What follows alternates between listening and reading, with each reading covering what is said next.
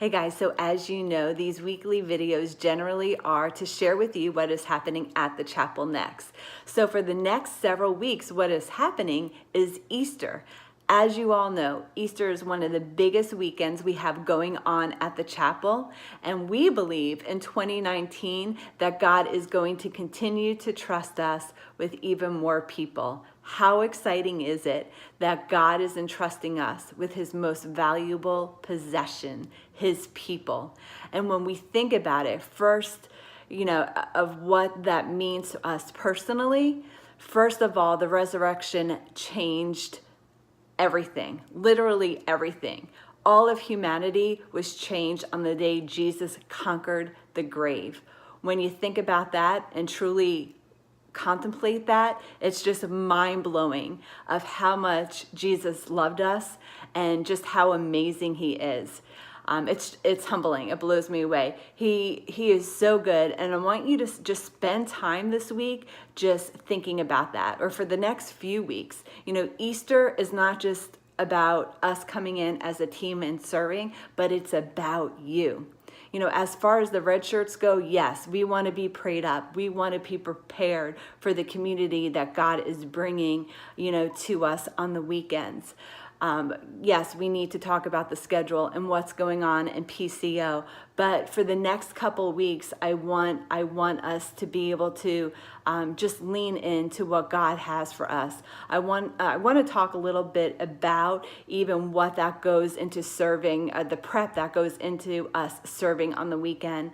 This week, we were reading a scripture that I want to share with you. It is in Mark 5:35 through 43. So while he was still speaking, there came from the ruler's house some who said, "Your daughter is dead. Why trouble the teacher any further?" But overhearing what they said, Jesus said to the ruler of the synagogue, "Do not fear, only believe." And he allowed no one to follow him except Peter, James, John, and his brother James.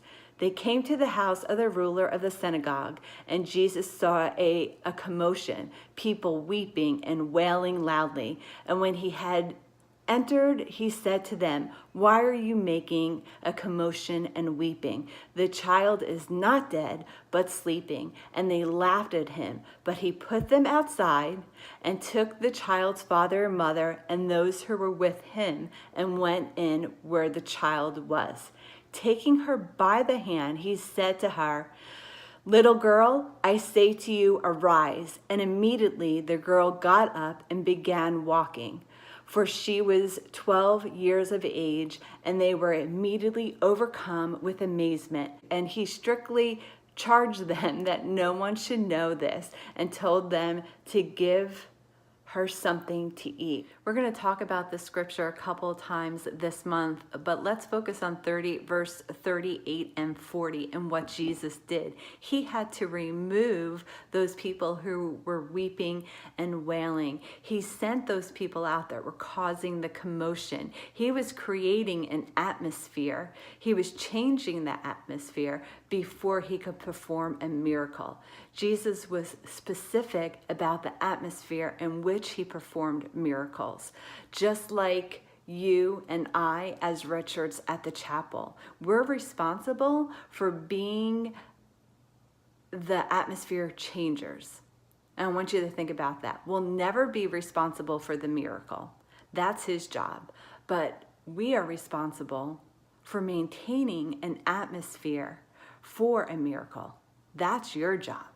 You are an atmosphere carrier, you're an atmosphere changer, and you're an atmosphere creator. You get to create atmosphere conducive to a miracle that God is going to do. Never lose sight of that. My prayer this week for every single one of you is that you don't lose sight of that. What you do at the chapel matters. What you do at the chapel is important. Miracles happen because you accepted the assignment to be that atmosphere carrier, creator, changer. Let's not forget that. I'm excited. I love you guys. I love serving with you. I love that what God is preparing us for, what we get to do, and how we do it. This week, I am praying for you, and I can't wait to hear about all the ways that you were able to witness miracles because of the atmosphere that you carried. I love you guys. I'll talk to you soon.